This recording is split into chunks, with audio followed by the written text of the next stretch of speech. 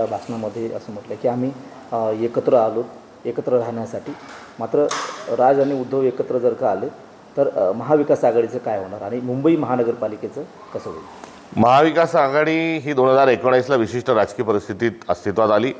पुढे चालून 2024च्या निवडणुकीमध्ये लोकसभा निवडणुकीत इंडिया अलायन्स हे जन्माला आलं आणि या इंडिया अलायन्स आणि महायुती या दोघांनी मिळून विधानसभा आणि लोकसभाच्या निवडणुका या लढलेल्या आहेत। पुढच्या निवडणुका ज्या आहेत त्याला अद्याप विलंब आहे आणि स्थानिक स्वराज्य संस्थांच्या निवडणुकीत स्थानिक पातळीवर निर्णय घेण्याचे अधिकार आम्ही समविचारीसोबत दिलेले आहेत। त्यामुळे या संदर्भात आपल्या पातळीवर आमचं संघटन निर्णय घेईल। या दोन बंधूंनी एकत्र आल्यावर कौटुंबिक पातळीवर एकत्र आले, सांस्कृतिक पातळीवर एकत्र आले का भाषा एवढ्या मुद्द्यांच्याच अनुषंगाने दोघं एकत्र आहेत याची स्पष्टता जशी जशी येईल तेव्हा राजकीय निर्णय हा काँग्रेस पक्ष हा नेतृत्वाशी आणि सर्व महाराष्ट्रातील सर्व सहकाऱ्यांशी आणि सर्व नेत्यांशी चर्चा करून या संदर्भात आपला निर्णय घेईल। हो, मला आदल्या एक दिवस आधी या संदर्भामध्ये निमंत्रण आलं होतं, मात्र माझ्या पूर्वनियोजित कार्यक्रमामुळे त्यात सहभागी होऊ शकलो नाही। त्या एकंदरीत आयोजनाच्या संदर्भात मला कल्पना नव्हती, मात्र निमंत्रण हे माझ्यापर्यंत पोहोचवण्यात आलं होतं। येणाऱ्या निवडणुका ज्या स्थानिक स्वराज्याच्या या संदर्भामध्ये दिल्लीवरून काही आदेश आहे का तुम्हाला सहभाग लढण्याचे? नाही, मी आधीच जो आमचा निर्णय आहे हा सविनय आमच्या मित्रपक्षांनाही कळवला आहे की स्थानिक पातळीवर त्याचे अधिकारी दिले पाहिजे आणि इतप्पर या महिन्यात विभागनिहाय संपूर्ण महाराष्ट्रातल्या 7 विभागांमध्ये महसूल विभागांमध्ये आम्ही जात आहोत आणि जिल्ह्याच्या सर्व कार्यकर्त्यांशी नेत्यांशी आमची चर्चा होत आहे आणि त्यातून या सर्व गोष्टी स्पष्ट होतील।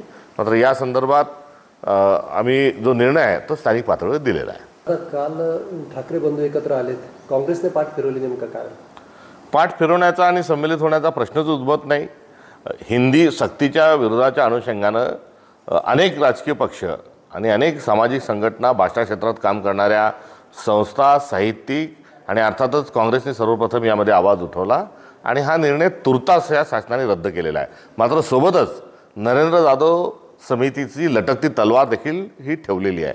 त्यामुळे हा एका टप्प्यातील असणारा हा एक विजय असा आपण या संदर्भात म्हणू शकतो आणि या संदर्भामध्ये ते राजकीय पक्ष आहेत, त्यांनी त्यांचा कार्यक्रम साजरा केला आणि त्या कार्यक्रमाला त्यांनी त्यांच्या पद्धतीने ते कार्यक्रमाला पुढे घेऊन गेले। यामध्ये काँग्रेस काही या दोन्ही पक्षांच्या सोबत काही आघाडीचा भाग आहे किंवा ही एकत्रित चळवळ सुरू केली असं नाही। काँग्रेसने जेव्हा चळवळ सुरू केली होती तेव्हा त्यांचा राष्ट्रीय जो विचार आहे आणि महाराष्ट्र धर्म जी वाचवण्याची जी आवश्यकता आहे त्या अनुषंगाने आम्ही पुढे गेलो होतो। त्यामुळे या कार्यक्रमामध्ये जाणे आणि न जाणे हा काही विशेष महत्त्वाचा भाग नाही। येणाऱ्या काळात मराठी जी संस्कृती आहे आणि मराठी भाषा जी आहे ही वाचवण्याकरता मात्र आम्ही कटिबद्ध आहोत। MVA म्हणजे आता TVA झाली, म्हणजे ठाकरे विकास आघाडी झाली।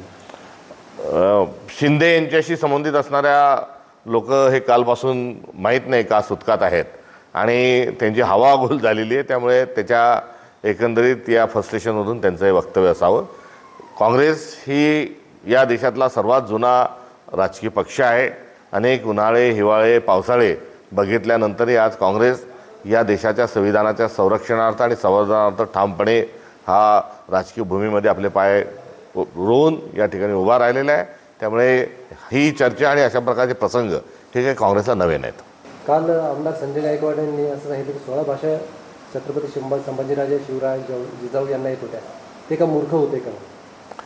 त्यांना वाचाळवीर नावाची आधीच ही पदवी देण्यात आलेली आहे आणि वाचाळवीरांना या महामानवांचा अपमान करण्याचं जे काम हे नेमून देण्यात आलेलं आहे। वैचारिक दिवाळखोरी आणि जेवढं आहे तेवढं रेटून बोला या संदर्भामध्ये स्वतःला राणा भीमदेवी थाटात बोलत असताना अशा प्रकारचे वारंवार वक्तव्य येणं हे दुर्दैवी आहे।